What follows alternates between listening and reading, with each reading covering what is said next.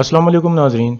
इस किस्त के आगाज़ में हलीमा सुल्तान को एक ख्वाब आ रहा होता है जिसमें वो जंगल में भाग रही होती है और उसे कुरान पाक की तिलावत की आवाज़ आ रही होती है। भागते भागते वो एक जगह पहुंचती है जहां इब्नुल अरबी और कुछ आदमी बैठे होते हैं। हलीमा इब्नुल अरबी का हाथ चूमती है। इब्नुल अरबी कहते हैं, बैठ जाओ बेटी। हलीमा सुल्तान बैठती है तो एक रोते हुए बच्चे को देखकर पूछती है, हजूर ये मुकद्दस बच्चा कौन है? इब्नुल अरबी कहते हैं, यह मुकद्दस और बहादुर बच्चा आपका बेटा उस्मान है हलीमा खातून। इन ज़मीनों पर बहुत से बहादुर आदमी आए और चले गए। उस्मान उन सब में से एक मुकद्दस आदमी होगा इंशाअल्लाह। उस्मान एक चिनार के दरख्त की तरह होगा जिसकी जड़ें पूरी दुनिया में फैल जाएंगी। हमारे पैगंबर ने फरमाया था कि कॉन्स्टेंटिनिया यकीनन फतह होगा और जो कमांडर उसे फतह करेगा वो कमांडर ऐसा होगा जैसे कि एक फौज। आप बहुत खुशकिस्मत हैं कि आप उस्मान जैसे बहादुर आदमी की माँ हैं। फिर इब्नुल अरबी खड़े हो जाते हैं और उस बच्चे को उठाकर हलीमा के हवाले कर देते हैं।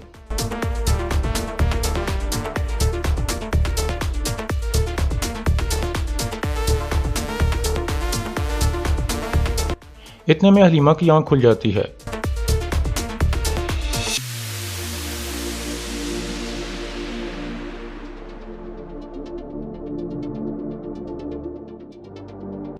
फिर हलीमा दुआ मांगती है, या अल्लाह तेरा शुक्र है कि तूने मुझे ऐसा मुकद्दस ख्वाब दिखाया। मुझे इस मुकद्दस बच्चे को अच्छे तरीके से परवान चढ़ाना नसीब फरमा। इतने में गुंदस भागता हुआ आता है और कहता है, वालिदा बाबा आ गए हैं। कुछ देर बाद अर्तुल और सुगर तेकिन मरकजी खेमे में दाखिल हो जाते हैं।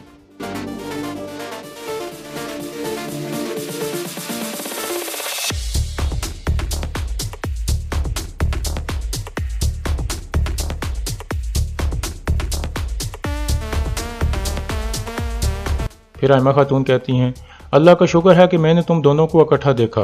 अब गुंदोगदो और धुंधार को देखना बाकी है। अर्तुल कहता है, इंशाल्लाह आप उन्हें जल्द देखेंगी वालदा। दूसरी तरफ कारा जैसर किले में हकीम अर्तुल गुनल्ब को बता रहा था कि कैसे अल्लाह की मदद और अर्तुल साहब की बहादुरी से हमने ये किला फतह किया था। यह सुनकर गुनल्ब कहता है, अर्तुल साहब मेरी सोच से भी ज़्यादा मजबूत निकले हैं। एक किले का कमांडर होने के नाते मैं ये समझ सकता हूँ। हकीम अर्तुल पूछता है, आप किले के कमांडर कैसे बने? गुनल्ब कहता है, यह काम मुझे विरासत में मिला था, लेकिन जब सुल्तान अलाउद्दीन और उनके भाई इज़्ज़तीन के दरमियान तख्त की लड़ाई शुरू हुई तो हमें एक भारी कीमत चुकानी पड़ी। हमने सुल्तान अलाउद्दीन का साथ दिया था, जिसके बाद मेरे बाबा, मेरी वालदा और बहन भाइयों को मार दिया गया था। हकीम अर्तुग पूछता है, आप कैसे बच गए? गुनल्ब कहता है, मुझे अमीर सादतीन ने बचाया था और एक बाप की तरह पाल कर मुझे बड़ा किया। मैं हमेशा रियासत, सुल्तान और अमीर सादतीन के साथ वफादार रहा हूँ और जब तक मैं जिंदा हूँ तब तक ऐसे ही वफादार रहूंगा। यह सुनकर हकीम अर्तुग किसी गहरी सोच में पड़ जाता है। इसके बाद रात का वक्त हो जाता है। काई कबीले में सब इकट्ठे बैठकर खाना खा रहे थे। आयमा खातून कहती हैं, अल्लाह का शुक्र है कि हम एक दफ़ा फिर गद्दारों के जाल से निकल आए हैं और इकट्ठे हो गए हैं। फिर अर्तुल साहब से मुखातिब होकर कहता है, अब रियासत पर गिदड़ों ने कब्जा कर लिया है और हुक्मरानी नाअहल लोगों के हाथ में चली गई है, इसलिए अब हमें हिजरत करके सोगढ़ की तरफ जाना होगा। वो इलाका हमें मरहूम सुल्तान अलाउद्दीन ने सौंपा था। यह सुनकर तुर्गत और बामसी खुश हो जाते हैं। सुगर तेकिन कहता है, लेकिन सोगढ़ को अपना घर बनाना हमारे लिए आसान नहीं होगा। तुर्गत कहता है, हालांकि सोगढ़ को सुल्तान अलाउद्दीन ने फतह करके वहां पर अपना टैक्स नाफिज कर दिया था, लेकिन अभी भी वो इलाका बलाजे के गवर्नर के कंट्रोल में है। बामसी कहता है, बलाजे का गवर्नर अपने बेटे का इंतकाम भी लेना चाहता है। यह सोचकर मैं पुरजोश हूँ, लेकिन असलहान कुछ परेशान थी। तुर्गत कहता है, इंशाल्लाह हम अपनी ताकत से सोगढ़ ले लेंगे। जावदार कबीला अपने खून के आखिरी कतरे तक आपके साथ है सरदार। फिर अर्तुल कहता है, आप जल्द से जल्द हिजरत की तैयारियां शुरू कर दें। दूसरी तरफ जहन्नम के जंगजुओं ने अहमद के हाथ बांध कर एक तरफ बिठाया हुआ था। कुछ देर बाद उनका कमांडर कहता है, क्या हुआ पुरजोश गवर्नर, हमने तुम्हें कुचल दिया है? क्या इस तरह तुम हमारे साथ शामिल होने वाले थे? फिर वो सब हंसने लगते हैं। अहमद भी हंसने लगता है और फिर कहता है, तुम सोच रहे हो कि तुमने मुझे कुचल दिया है? मैं इस हाल में भी तुमसे ज़्यादा मजबूत हूँ। यह सुनकर वो सब दोबारा हंसने लगते हैं। फिर उन जंगजुओं का कमांडर कहता है, हमने तुम्हें बहुत ज़ोर से मारा था, लाजमी तुम्हारा दिमाग ख़राब हो गया है। अहमद कहता है, अगर तुम्हारे अंदर जुर्रत है तो अकेले आकर मुझसे लड़ो। आदमी कहता है, मेरे ख्याल में तुम दर्द बर्दाश्त नहीं कर सकोगे और मरना पसंद करोगे। यह सुनकर अहमद कहता है, तो फिर मुझे मार दो अगर मार सकते हो तो, लेकिन इतने बहादुर बनो कि अकेले मुझसे लड़ो, अपने आदमियों के साथ नहीं। फिर हम देखेंगे कि तुम कितने मजबूत हो। यह सुनकर वो आदमी कहता है, खोलो इसको। फिर अहमद के हाथ खोल दिए जाते हैं और दोनों में लड़ाई शुरू हो जाती है।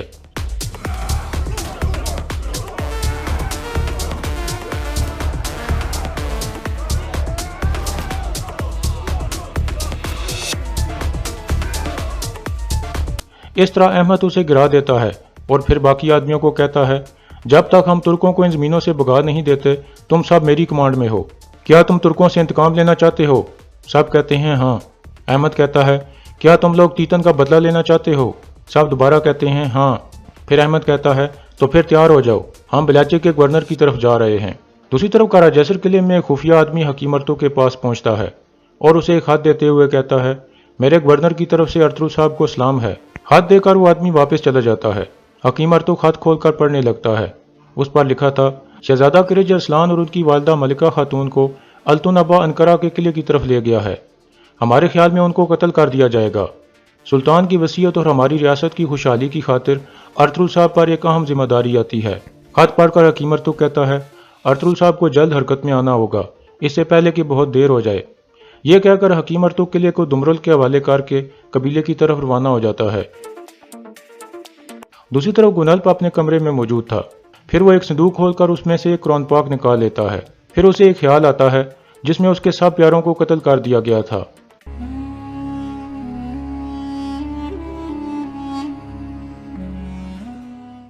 यह सोचकर उसकी आंखों में आंसू आ जाते हैं। इतने में कमांडर आयदोमोश इजाजत लेकर अंदर दाखिल होता है और उसे बताता है, अर्तुग बे छुप कर किले से निकल गया है।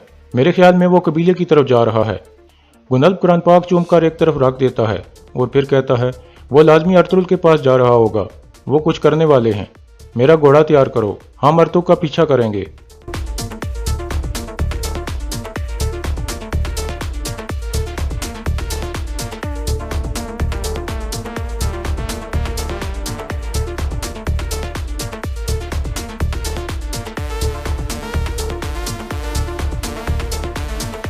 दूसरी तरफ असलहान हिजरत के फैसले से खुश नहीं थी और तुर्गत को इस बारे में बताती है। तुर्गत उसे समझाते हुए कहता है कि इंशाल्लाह सब कुछ ठीक हो जाएगा। अर्तुल साहब एक दफ़ा फैसला कर लें तो वो पीछे नहीं हटते। इंशाल्लाह हम सोगट को भी अपना घर बना लेंगे। दूसरी तरफ हलीमा सुल्तान अर्तुल को बताती है कि मैं कुछ वक्त से महसूस कर रही थी, लेकिन अब मुझे यकीन हो गया है कि मैं माँ बनने वाली हूँ। अगर ये बेटा हुआ तो ये उस्मान होगा। यह सुनकर अर्तुल बहुत खुश हो जाता है।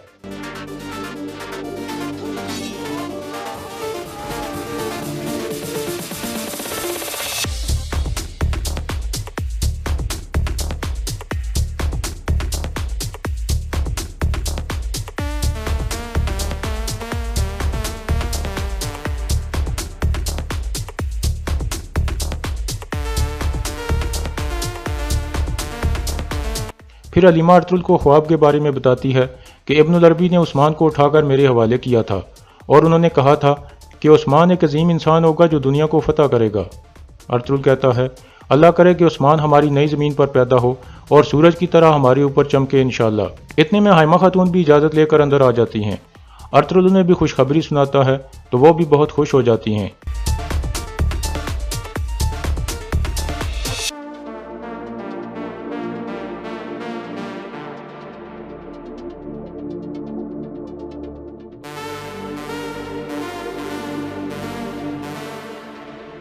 फिर अर्तुल कहता है, इस खुशी में दुम्बे ज़बा करके बांट दें, मकरूज़ों के कर्ज चुका दें और जिनके पास कपड़े नहीं हैं उनको कपड़े पहना दें। बहुत जल्द हम एक बड़ी दावत का भी इंतज़ाम करेंगे। इसके बाद अगला दिन शुरू हो जाता है। हकीम अर्तुग काई कबीले में अर्तुल के पास पहुंच गया था। अर्तुल पूछता है, खैर है अर्तुग साहब? हकीम अर्तुग कहता है, सफ़ेद दाढ़ी वालों की तरफ से एक कासिद आया था, वो ये खत देकर गया है। खत पढ़ने के बाद अर्तुल कहता है, वो शहजादा किरज अरसलान और उसकी वालदा को कत्ल करने वाले हैं, उनको अल्तुनबा लेकर जा रहा है। फिर अर्तुल के ज़हन में वो ख्याल आता है जब सुल्तान उसे अपनी वसीयत के बारे में बता रहे थे और कह रहे थे कि वक्त आने पर शहजादा किरज अरसलान का साथ देना।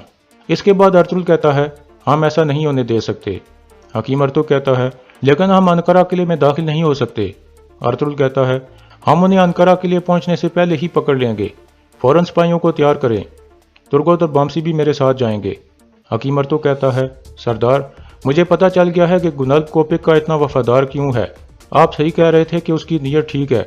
उसका वालिद किले का कमांडर ताई बे था। सुंगर तैकिन कहता है, मुझे याद है, उन्होंने मेरे बाबा के साथ मिलकर जंग लड़ी थी। वो रियासत के साथ बहुत वफादार थे।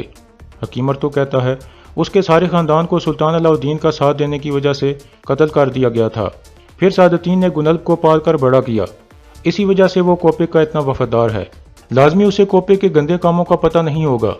ارطغرل کہتا ہے یا تو اسے پتہ چل جائے گا یا پھر وہ اپنا سر کھو دے گا ارطغرل صاحب، آپ وہی کریں جو ضروری ہے۔ اور یہاں اس قسط کا اختتام ہو جاتا ہے۔